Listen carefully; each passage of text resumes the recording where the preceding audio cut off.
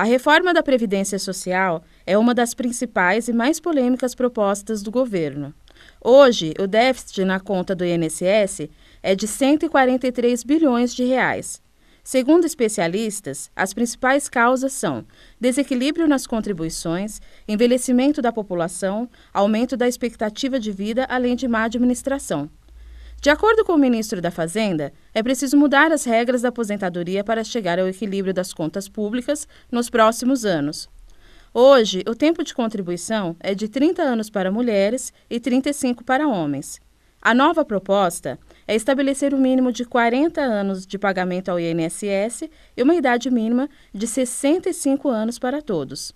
A reforma prevê ainda mudança nos regimes especiais para servidores públicos e nas pensões. Se for aprovada pelo Congresso, quem tem menos de 50 anos de idade, independente do tempo de contribuição, vai entrar nas novas regras. Segundo a pesquisa do Serviço de Proteção ao Crédito e Confederação Nacional de Dirigentes Lojistas, 46,9% dos aposentados acima de 60 anos continuam trabalhando para complementar a renda. O assunto é controverso, porque mexe com o direito dos trabalhadores de hoje e de amanhã. E as medidas? Serão suficientes para salvar a Previdência? É o tema do Unis Entrevista de hoje. Seja bem-vindo ao Unis Entrevista. E para falar do assunto de hoje, está conosco a Daniela Bernardo, advogada especialista em Direito Trabalhista pela PUC de São Paulo e também em Direito Empresarial do Trabalho pela FGV, a Fundação Getúlio Vargas. Bom dia, Daniela. Obrigado por atender o nosso convite. Eu que agradeço a oportunidade de estar aqui com você. Daniela, a reforma da Previdência é um vespeiro, né? Todo mundo já tem conhecimento disso, está na boca do povo, no pessoal dos sindicalistas, né? É o seguinte, vários governos já tentaram fazer essa reforma, mas sem sucesso. Eles alegam que a Previdência está quebrada. Isso procede? Então, Fábio, eu discordo dessa afirmação que a Previdência esteja quebrada. Acho que a gente tem que falar um pouquinho para entender o contexto nesse sentido da Previdência Social, é entender um pouquinho a forma de custeio desse organismo, né?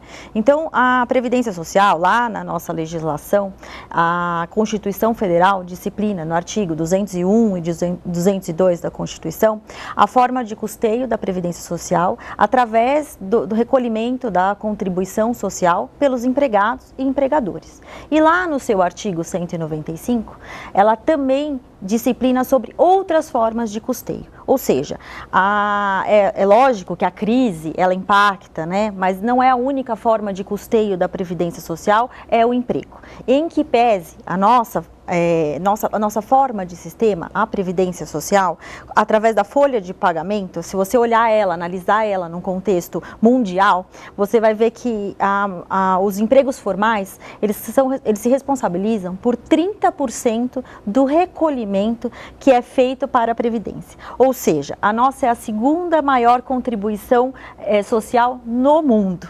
Então, teoricamente, a gente tem uma contribuição maciça. E essa não é a única forma de custeio. Como eu disse no início, a legislação também prevê lá no seu artigo 195, mas outras tantas formas de custeio. O que acontece é que você precisa de uma estrutura melhor, de uma organização melhor desse custeio, uma transparência melhor. Então, eu acho que a reforma, ela é necessária para a gente ter um melhor sistema nosso, para ter uma transparência melhor, onde esse dinheiro é gasto, como é feito, qual é o custeio que deve ser, qual é a destinação que deve ser dada para essa contribuição. Mas não que isso impacte diretamente numa falência, né? A gente tem que afastar esse temor, esse terrorismo de o INSS está falido. O INSS não está falido, mas a gente precisa de novos mecanismos para poder fazer com que tenha mais efetividade esse tipo de contribuição, né? Sim. E como que o Brasil chegou a esse ponto, na sua opinião? Então, na verdade, o Brasil, falam-se muito no déficit, né? Que você tem você tem dois binômios aí, né? Você tem tanto a questão da crise econômica que nós estamos vivendo, não só uma crise econômica, uma crise política, e você tem a crise do desemprego.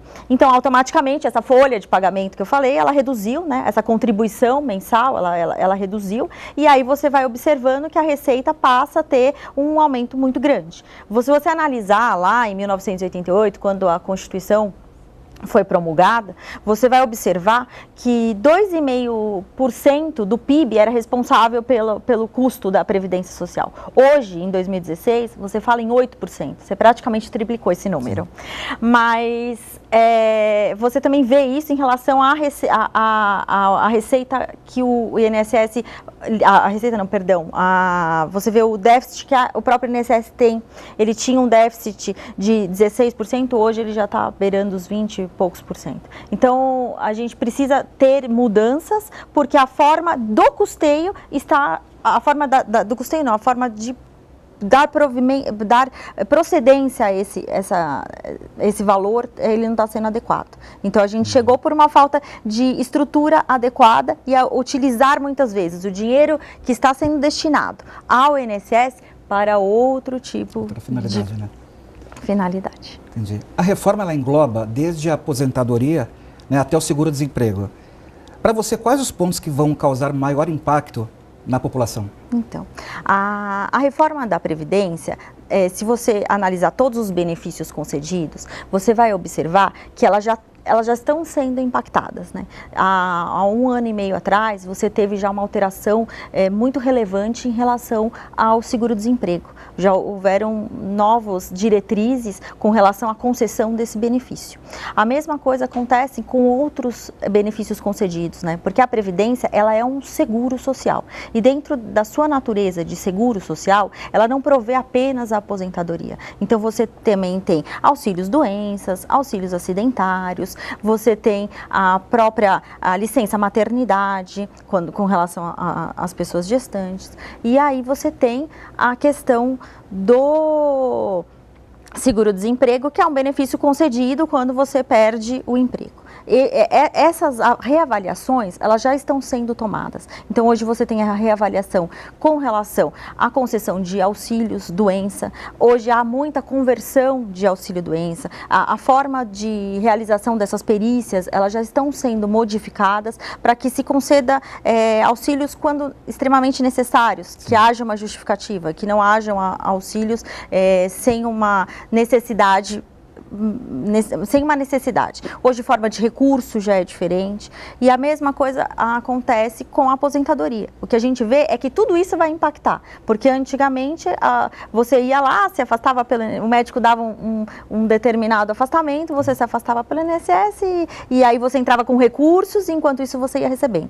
Hoje isso não acontece mais. Hoje o benefício ele nem se automaticamente ele se posterga, né? Ele é findado e você às vezes tem que recorrer até judiciariamente para poder discutir isso e a concessão desse benefício. Legal.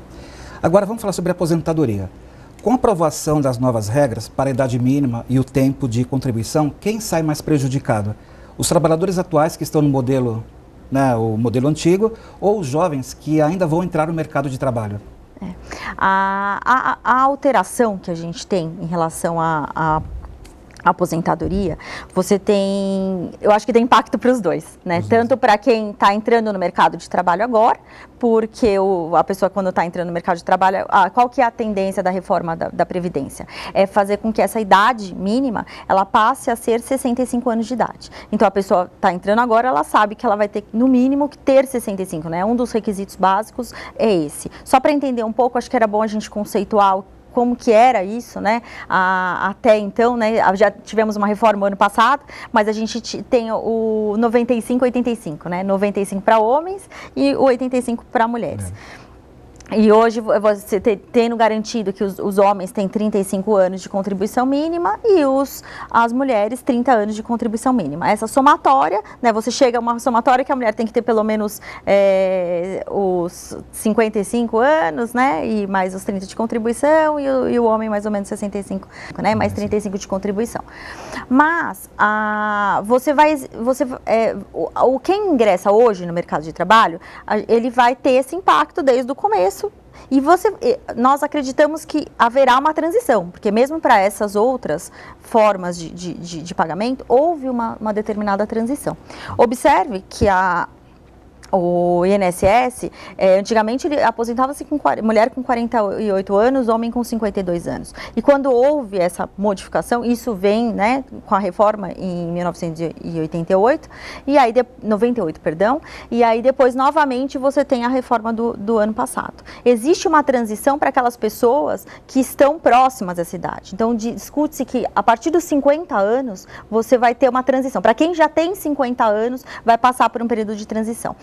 Tem que tomar muito cuidado aqui com a questão do direito adquirido, né, que o pessoal fala, mas direito adquirido é quando você já tem um direito, né, e você poderia ser lesado porque você já adquiriu o direito, você já está na regra do 85-95, e não uma pessoa que só porque ela já começou a contribuir para a Previdência, automaticamente ela já estaria albergada aí pela questão de ter um período de transição. Essa pessoa não, né, o que eles entabulam é que quem já tiver mais de 50 anos, aí sim passará por esse período de transição.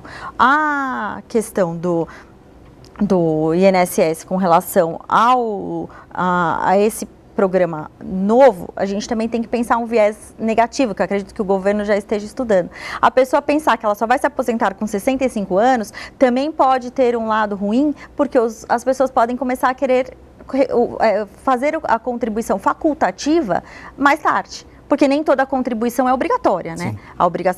A contribuição obrigatória é aquela que você tem, porque é uma folha de pagamento, o seu empregador vai reter o valor e tem que repassar para o governo. Mas você tem os segurados facultativos, aquelas pessoas que são autônomas, né? As diaristas, as pessoas que prestam serviços e elas, desculpa, esses não são facultativos, né? São os segurados obrigatórios, mas eles que fazem o recolhimento. E você tem a questão dos facultativos, que são as pessoas que podem recolher. E aí essas pessoas podem deixar de recolher pensando que isso pode postergar lá para frente, né? Entendi. No próximo bloco, você vai saber a opinião das pessoas nas ruas. O Unes Entrevista volta já já, não saia daí. Estamos de volta com o Unes Entrevista, hoje com o tema Reforma da Previdência. Quem está conosco aqui no estúdio é a advogada Daniela Bernardo. Daniela, um outro tema que está causando muita preocupação é sobre a desaposentação. Com essa reforma, vai continuar existindo ou não? Então, na verdade, o tema da desaposentação, ele já faz parte aí de um tema polêmico e que já está sendo até discutido no judiciário. Existem mais de 130 mil ações hoje versando sobre o tema, e inclusive recentemente, agora no dia 26 de outubro, o nosso STF aí já se pronunciou, né? Teve uma votação aí por maioria de votos, que em relação à desaposentação. Na verdade, eles não enfrentaram assim muito a questão, né? Foi decidido que, primeiro assim, vou conceituar um pouquinho de desaposentação, tá? A desaposentação é quando você já tem uma concessão de um benefício de aposentadoria e você continua no mercado de trabalho, você continua contribuindo. Então, depois de um determinado período de tempo, você resolve desaposentar para poder somar aquele período, as contribuições que foram feitas, para reavaliar novamente os valores da sua aposentadoria.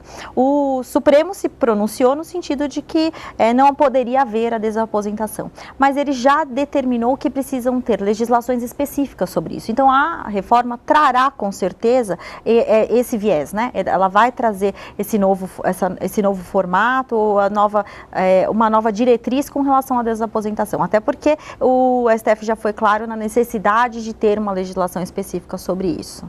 Entendi. E você acha que a mudança no tempo da contribuição e da idade mínima realmente vai ajudar a reequilibrar, né, as contas públicas?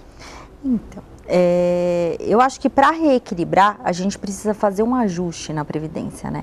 Na verdade, a questão da idade ou a questão do tempo de contribuição, ela apresenta um incremento de receita. Mas como eu disse lá no primeiro bloco, a gente também já tem uma receita, um encargo grande, né? A gente já tem uma receita. A gente precisa saber onde esse dinheiro está sendo gasto, a forma com que está sendo gasta, para a gente poder ter uma transparência melhor nessas contas públicas e diminuir isso. É lógico que a faixa etária, a questão da idade, ela é muito relevante, né? Se você estudar, até se você pensar o Brasil ele tem muitos Brasis, né? Então, se a gente pensa no Brasil lá de cima, no Nordeste, a gente vê a perspectiva de vida no Maranhão, ela é de 7,5 anos, 70,5 anos. E aí, se você vai lá para Santa Catarina, você observa que é 79 anos. Então, você já tem uma disparidade, né, de uma região norte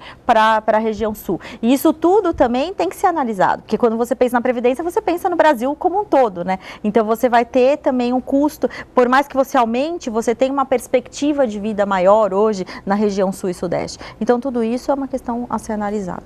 Legal. E será que os trabalhadores aprovam a reforma da Previdência? A repórter Eliana Matos foi às ruas aqui na região de Santo Amaro para ouvir a população. Vamos ver. Com a reforma da Previdência, a idade mínima vai ser de 65 anos, tanto para homens quanto para mulheres. O que a senhora acha disso? Eu acho que não está certo, porque a gente já trabalha 30 anos, vai depois esperar até os 65 para se aposentar, é muita coisa, né? Aí 65 também a gente já está lá no fim da vida, hein? Quase que nem compensa mais, né? Eu acho isso um absurdo, porque a pessoa trabalhou a vida inteira para agora procurar seus direitos e não está conseguindo. Muita gente passou necessidade, até fome, você entendeu? Porque um ser humano que vive de aposentadoria, como que vai sobreviver? É muito difícil. Bom, no meu caso eu acho que deveria ser mais, pouco menos anos, né? Porque o cidadão já trabalha a vida inteira, para se aposentar já praticamente já quase no fim da vida. Para mim, eu concordava que fosse menos anos. Não concordo. Por que a senhora não concorda, Nainta? Porque as pessoas trabalham, lutam para ter as coisas, chega no fim da vida que é para descansar, não tem essa oportunidade, acaba morrendo nem desfrutando do que trabalhou a vida toda. Muitos nem chegam aos 65, né? Olha, eu acho que assim, 60, 65 anos, entre aspas, é uma idade até legal. Mas assim, a gente vive num país muito difícil. Não, acho isso um absurdo, uma pouca vergonha para o governo. Por quê? Porque você trabalha a vida inteira, né? Às vezes você chega a um certo ponto que você não pode mais trabalhar, você tem 60 anos, você não pode mais trabalhar, você não pagou e você não recebe nada. Isso é uma vergonha para o governo, eu acho. Então, acho que é uma coisa que o governo deveria fazer uma reforma diferente. Como diferente? Valorizar o trabalhador. Porque eu acho que é muito tempo, pelo enquanto, muito deles, político e de setas, faz alguma coisa, com 2, 3 mandatos, já sai com um dinheirão no bolso e está lá numa tribuna sentado e ganhando bilhões de dinheiro. Então eu não concordo por isso. O problema de tudo é a gente saber que tem muito dinheiro por aí na mão de poucas pessoas. O mais difícil, o mais doloroso é isso. Você vê, Daniela, a gente ouviu a população nas ruas, né? O povo nas ruas, realmente, as pessoas estão bem preocupadas com essa reforma da Previdência.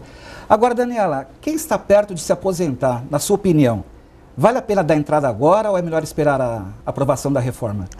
Então, eu acho que não é para sair todo mundo desesperado, né, tentando achar agora a solução que, eu vou me aposentar. Porque você tem várias questões aí que devem ser analisadas. Quando as pessoas me perguntam sobre isso, eu sempre oriento no sentido de que você tem que procurar um especialista na área previdenciária, fazer um cálculo, entender qual é o seu tempo de contribuição, com o seu tempo de idade e o impacto de um eventual fator previdenciário. Porque existe hoje, né, o pessoal se aposenta mais jovem aí, porque já tem os anos de contribuição, mas ele tem um fator previdenciário que chega às vezes a reduzir essa aposentadoria em 30%, em 40% dos valores.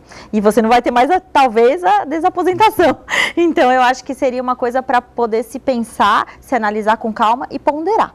Hoje, a Previdência, a gente falou um pouquinho lá também no primeiro bloco sobre a questão do direito adquirido. Sim. Então, assim, a pessoa que já tem o direito, ela não vai perder esse direito. né? Ela vai poder discutir a questão do direito adquirido. Então, é uma coisa para se avaliar e se pensar, e não sair aí precipitadamente, querendo se aposentar e às vezes até perdendo uma aposentadoria com um valor considerável aí da remuneração que pudesse vir a receber. Entendi.